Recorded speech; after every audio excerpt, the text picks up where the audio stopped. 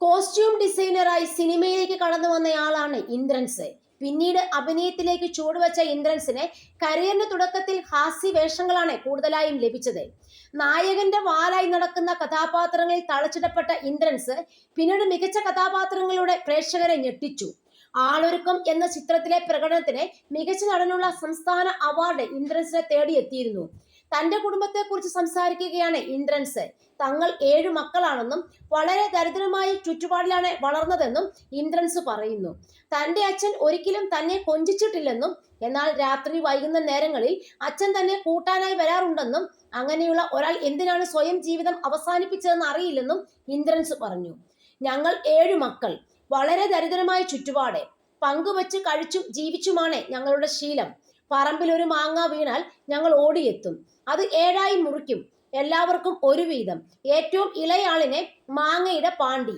അങ്ങനെയാണ് ഞങ്ങൾ വളർന്നത്. ഇപ്പോഴും ഇങ്ങനെയൊക്കെ തന്നെ. കുമാരപുരം LP സ്കൂളിലായിരുന്നു പഠനം. അന്ന് അവിടെ 4ാം ക്ലാസ് വരെ ഉള്ളൂ. ഇന്നിപ്പോൾ ആ സ്കൂൾ വളർന്നു വലുതായി. ക്ലാസ്സിലിരിക്കുമ്പോൾ അടുത്തിരിക്കുന്നവനെ തോണ്ടി ചിരിപ്പിക്കുക എന്നത് എന്റെ പതിവ് പരിപാടിയായിരുന്നു. അവൻ ചിരിക്കുമ്പോൾ ഞാൻ ഒന്നും അറിയാത്തവനെ പോലെ ഇരിക്കും. ടീച്ചർ അവനെ പിടിച്ച് തല്ലുമ്പോൾ അവൻ എന്നെ ചൂണ്ടിക്കാട്ടും. കൂടെ എനിക്കും അടി കിട്ടും. എന്നാൽ എത്ര അടി കിട്ടിയാലും തോണ്ടിയത് ഞാനാണെന്ന് പറയാത്ത ചില തടിയന്മാരുണ്ട്. അവന്മാർ പാറക്കിട്ട് തല്ലുന്ന പോലെ അടികൊള്ളും, പക്ഷെ വായ തുറക്കില്ല. കുസൃതി സഹിക്കാത്തതിന്റെ പേരിൽ ഒരിക്കൽ എന്നെ മാഷ് സ്കൂളിന്റെ അരഭിത്തിയിൽ കയറ്റി ഇരുത്തി. സ്കൂൾ വിടുന്നതും വരെ അവിടെ തന്നെയായിരുന്നു ഇരിപ്പ്. എനിക്ക് നല്ല വസ്ത്രങ്ങളൊന്നുമില്ലായിരുന്നു. എങ്കിലും നന്നായി പഠിച്ചിരുന്നതിനാൽ ടീച്ചർമാർക്ക് ഇഷ്ടമായിരുന്നു. മുൻബെഞ്ചിലായിരുന്നു ഇരിപ്പിടം.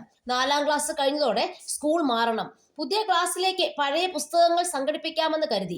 പക്ഷേ പുതിയ സ്കൂളിലെ യൂണിഫോം തയ്പ്പിക്കുക എന്നത് അച്ഛനും അമ്മയ്ക്കും താങ്ങാൻ പറ്റാത്ത കാര്യമായിരുന്നു. പുതിയ സ്കൂളിൽ പഠിക്കാമെന്ന മോഹത്തോടെ കുറെ കാലം കാത്തിരുന്നു. സ്കൂൾ തുറന്ന് ആഴ്ചകൾ കഴിഞ്ഞിട്ടും യൂണിഫോം സംഘടിപ്പിക്കാൻ കഴിഞ്ഞില്ല.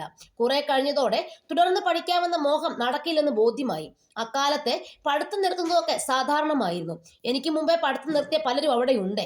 പഠിച്ചാലേ ജീവിതത്തിൽ എന്തെങ്കിലും നേടാനാവൂ എന്നും പറഞ്ഞു തരാനൊന്നും ആരുമില്ല. അങ്ങനെ ഇരിക്കെയാണ് കുമാരപുരത്ത് അമ്മാവൻ അപ്പുവിന്റെ തയ്യൽക്കടയിൽ പണി പഠിക്കാനായി അയച്ചത്.